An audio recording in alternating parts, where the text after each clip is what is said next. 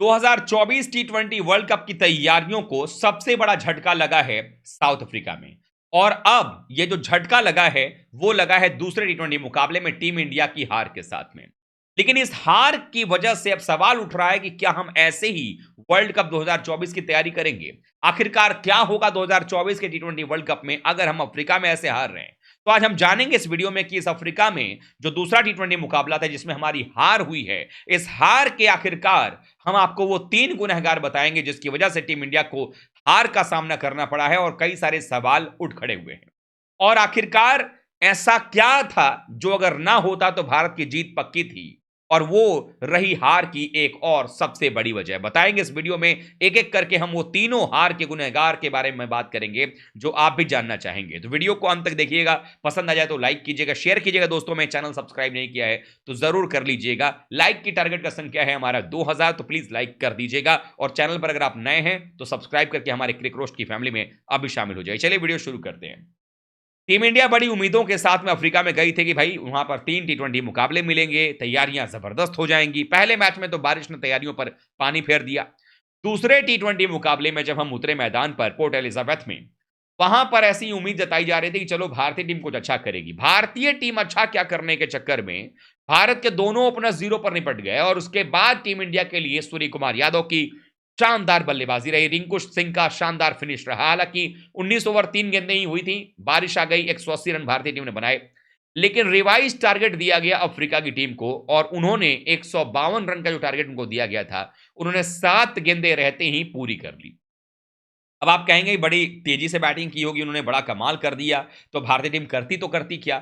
लेकिन अब हम आपको बताते हैं कि आखिरकार इस हार के 3 गुनहगार क्या रहे हैं। शुरू से बताते हैं आपको ताकि आपको अंदाजा भी हो जाए। सबसे पहले जो गुनहगार है वो टीम मैनेजमेंट है। टीम मैनेजमेंट में कौन कौन आ रहे हैं? टीम मैनेजमेंट का मतलब ये हो गया कि आपके राहुल द्रविड़ साहब भी हैं उसमें, विक्रम राठौर साहब भी हैं उसमें, आपके बॉलिंग कोच भी हैं। सब मिल करके उन्होंने गलती की और गलती जो किया वो रहा खराब टीम सिलेक्शन इस मुकाबले को लेकर के। रवि बिश्नोई, जिस खिलाड़ी पर आप भरोसा जता रहे थे कि 2022 का वर्ल्ड कप खेलेगा, आप वहां उसको लेकर के नहीं गए।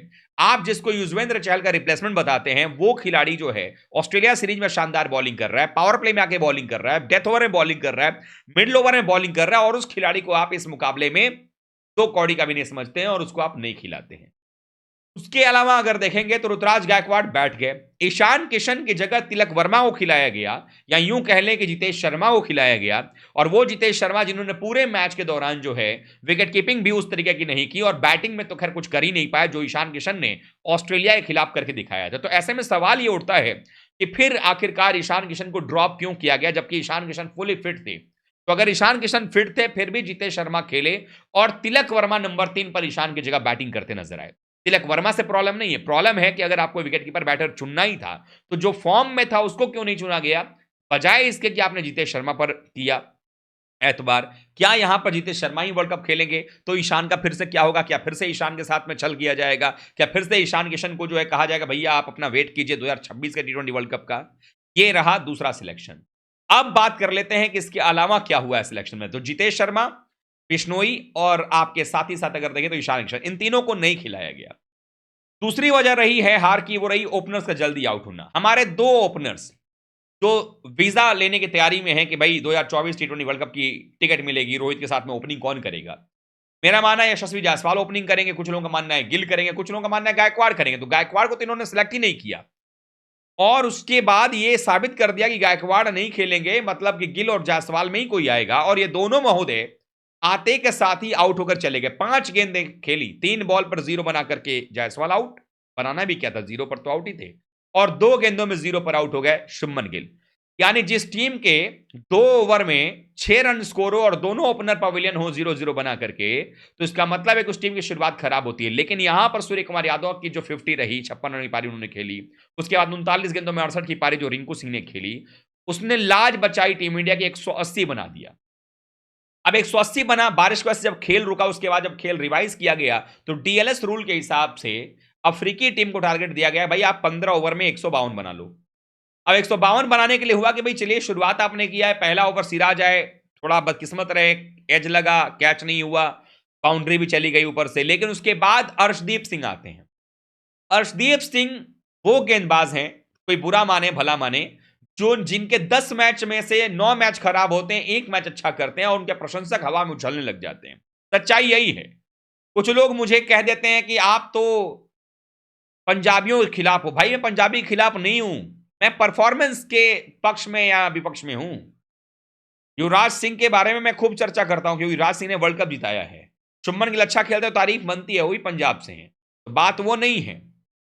तो ऐसे सवाल ये है कि बेवजह वाली बातें लोग आजकल किसी को किसी का भी बना देंगे, कुछ भी कह देंगे। लेकिन सच्चाई यही है कि अर्शदीप सिंह जो है वो अपनी गेंदबाजी के स्तर को इतना नीचे गिरा चुके हैं कि उन पर आप भरोसा कर ही नहीं सकते हो। इवन ये सेकंड लेयर ऑफ छोड़िए, थर्ड फोर्थ में भी आपके अर्शदीप सिंह की टीम में जगह नहीं बनती है, लेकिन फिर भी अर्शदीप सिंह खेलेंगे। और अर्शदीप सिंह ने दिखा दिया कि भाई उनकी जगह तो वर्ल्ड कप में नहीं बनती है, अब तो ये तय है। तो अर्शदीप सिंह आकर के एक ओवर में 20-20 रन अगर खाएंगे तो फिर कैसे टीम जीतेगी? खराब गेंदबाजी अगर आप करेंगे तो फिर आप कैसे जीता पाएंगे? ये सबसे बड़ा सवाल बनता हुआ नजर आ रहा है। और हर बार की तरह हम लोग ये सवाल पूछते रह जाते हैं, जवाब मिलता नहीं और वर्ल्ड कप में हम चले जाते हैं मुंह उठा करके, कोई टीम रखते नहीं और फिर हम हार जाते हैं। तो 3 गुनहगार में पहला गुनहगार रहे आपके मैनेजमेंट, खराब टीम सिलेक्शन, दूसरा ओपनर्स का आउट होना, तीसरा खराब गेंदबाजी। अब इसके ऊपर में भी एक और रीजन रहा है, जो मैंने कहा था ना कि अगर ऐसा ना होता तो शायद भारतीय टीम ना हारती। जब भारतीय टीम का 20वां ओवर चल रहा था, जब टीम इंडिया बैटिंग कर रही थी, 180 रन स्कोर था 7 विकेट पे, तो बारिश आती है। बारिश 20-25 मिनट लगातार रहती है और उसके बाद खेल शुरू होता है। ऐसा लगा कि जानबूझकर सुपर सॉपर्स पूरे मैदान पर ना चलाया गया हो। पहले ओवर से खिलाड़ी डाइव लगा रहे हैं तो मानो फुहारा निकल रहा है, फुहारे जो है वो निकल रहे हैं उनके खिलाड़ियों के शरीर से। तो जब डाइव मार रहे हैं तो चूंकि ओस थोड़ी ना है कि जो रोप से हट गया, पानी है, गीला है मैदान, और उस पर जो खिलाड़ी जब डाइव मार रहे हैं, स्लाइड कर रहे हैं, तो वहां से फुहारे निकल रही हैं।